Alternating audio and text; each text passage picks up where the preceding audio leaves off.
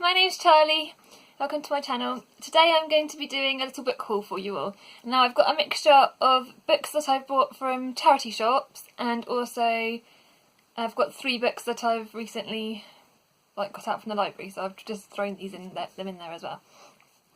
So let's see which one I'll start with. I'm going to start with one I have read already, and I've picked it up because I love it so much. It's called The Art of Hearing Heartbeats, and it's set in Burma, and yeah, it's sort of in 2 parts. It's from the perspective of when a New York lawyer suddenly disappears without a trace. His wife nor daughter have any idea where he might be. So his daughter Julia, she finds a letter, and then she sort of goes to Burma and sort of hopes to find him.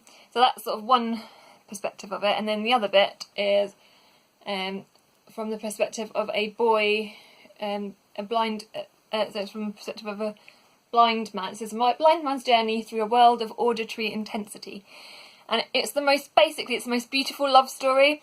And my friend Hannah recommended it to me, and it's so sweet and lovely, and it's probably one of my favourite books I've ever read. It's a young boy is he becomes blind, and he's blind. I think he's blind, yeah.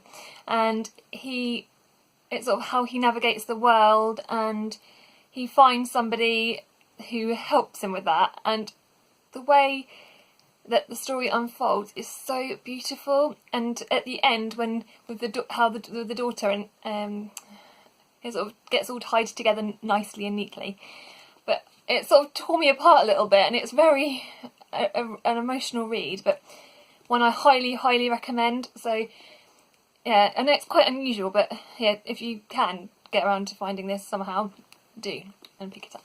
That's that one. This is Bridget Jones's Diary.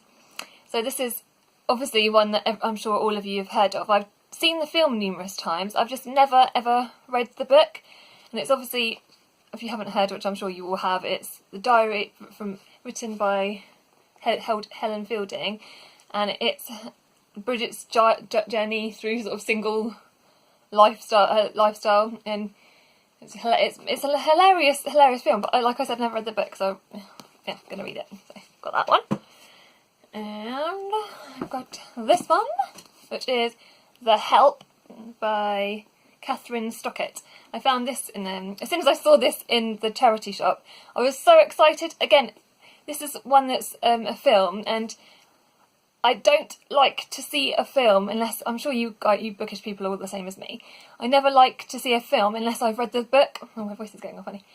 But so I don't really know all of the details of this, but other than the fact that it's set in the 1960s in the Mississippi, and it's basically a journalist is writing a story about these women these black women that are helping, looking after all these families in the South. I think that's right. Yes, Southern families, and it's the stories of from these black women, and basically more people come forward, and it's kind of like a tale of unlikely friendship, and basically how what they do in this book sort of sparks change in their local communities. So I'm so excited to read this. So yeah, got this one. Alright, and then should we do Sarah Waters? I've got Sarah Waters, and I don't know a lot about this one. Again, I don't know a lot about it, but I really don't know a lot about it. I haven't researched this one at all. I just picked it up because everyone is raving about Sarah Waters at the moment. So I think, again, this is set in the 1940s. Another one of like a historical fiction, which anything sort of post-war time, as you probably will notice, I really love. And I know Sarah Waters' books are normally they've got twists to them, and they've got they're quite gritty. So yeah, I can't wait to see what's going to happen in this one. Right, the next one I've got is a one called Why We Broke Up by Daniel Handler. I've never heard of this book. When I saw it in the charity shop, the reason I picked it up is because of the quirky sort of images in it. I'll show you. well, that's not a very good example, the first one. They've kind of got like all these illustrations, and well, that's not a page with an illustration. Yeah. Sorry. Yeah, it's kind of got all these quirky little images throughout it. And every page I'll try to show you, there's actually none, but yeah, these aren't the most exciting. But there are other ones that I've seen that are in here that are that sort of, I don't know, it sort of like made me want to pick it up. And on the back it says 2 bottle caps, a movie ticket from Greta in the Wild, a note from you, a box of matches, your protractor, Joan's book, the stolen sugar, a toy truck, these ugly earrings, a comb from the motel, and the rest of it. That is Ed. That is it, Ed. This whole story of why we broke up. And so I sort of saw that and I was like, oh, this sounds really good. And I didn't have my phone on me, so because normally I check, I know this is really bad, but I check Goodreads to see what the ratings are. And I didn't check what the ratings are because my phone was left at home. It wasn't at home, it was charging. So I was I was at a friend's house, visiting a friend in Tailing Island, incidentally. Yeah, but I don't know why I said that. And so I couldn't check, but when I did check what the Goodreads rating on this is, the Goodreads rating isn't that great for this, but I'm still going to read it anyway and just see for myself because I wouldn't take just that. But yeah, so that's that one. And the next one is A Thousand Splendid Suns by Khalid Hosseini. I can't say, I'm not very good with pronouncing names. And this is set in Afghanistan. I think it's it's set in Afghanistan between the 1960s to the 2000s, and it's from the perspective of Miriam, a little girl called Miriam, and sort of her growing up in Afghanistan. And I think there's an arranged marriage to a guy called Rashid, and just basically her Miriam's story. So, and it says that there's acts of heroism and and sort of like overcoming obstacles and things. So yeah, I can't wait to find out more about this. So then I've got Atonement. This is quite a famous one, obviously, by Ian McEwan. And I've never read an Ian McEwan book before, which I can't believe I've never read. I want to read The Purple Room as well. I think that's one of his. I know it's a short book. But yeah, I've never read it, so I've always been intrigued. And I saw this one in the shop, obviously, and wanted to pick it up because it's, again, another one that is a film that I've never seen the film and wanted to read it. So this is quite famous, and it's just basically, I think it's set in the summer of 1935, where it's basically a love story between Cecilia and Robbie, and her, Cecilia's younger sister, I believe, called Bryony. She sort of tells a lie that then spirals off and causes all kinds of trouble for the couple, and they get separated, etc. So yeah, it's sort of that story. So I can't wait to read this. I'm so excited to read this.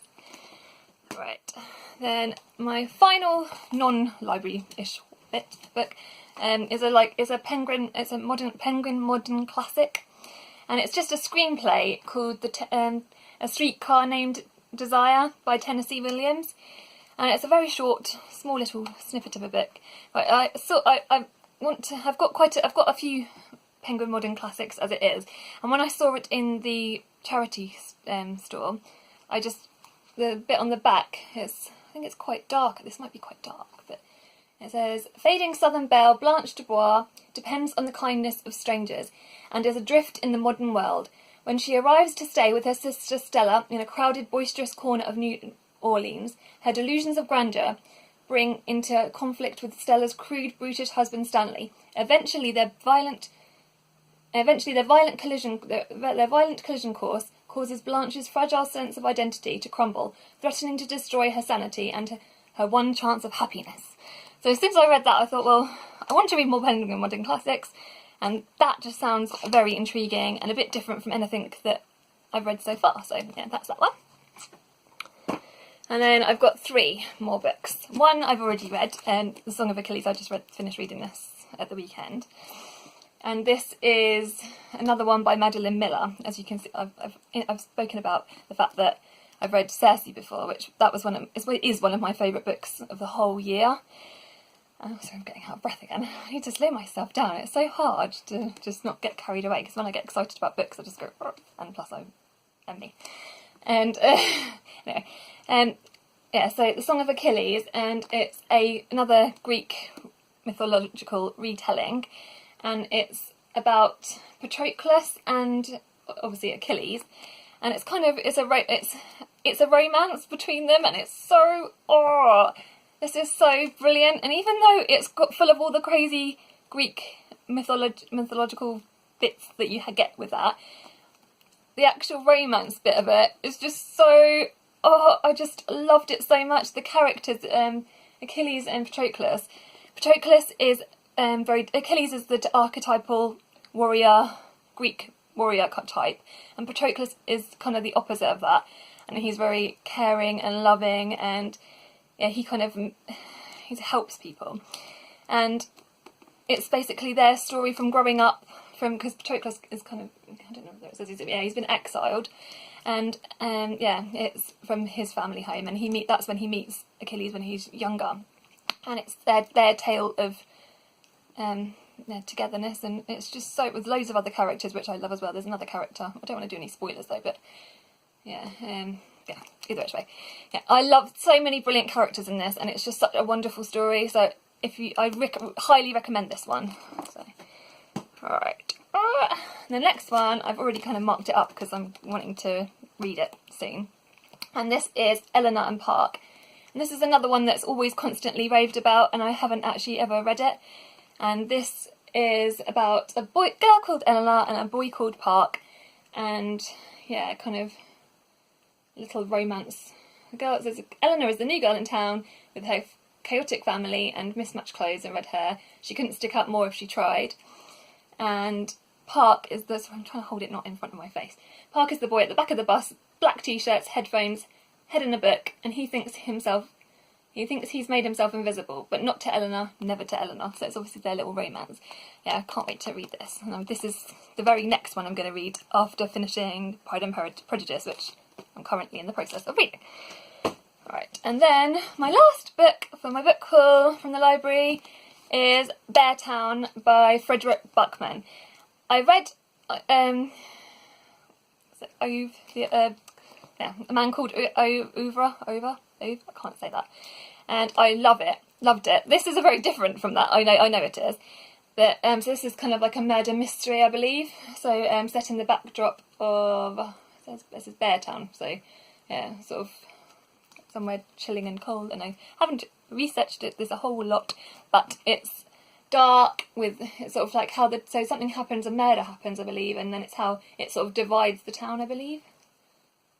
Yeah, so it's for the most, yeah, either which way. But I know there's a follow-up book to this, which I can't remember what the name is. Oh, well, I'll insert a picture of that somewhere around here.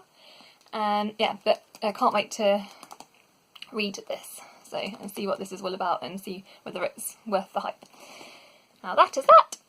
Now, so yeah, so those are the books that I'm hauling and showed you, and yeah, so hope you guys are having a good week, and yeah, I post videos on Wednesdays and Sundays, so yeah, I shall see you then. Bye, have a good time, good week, bye.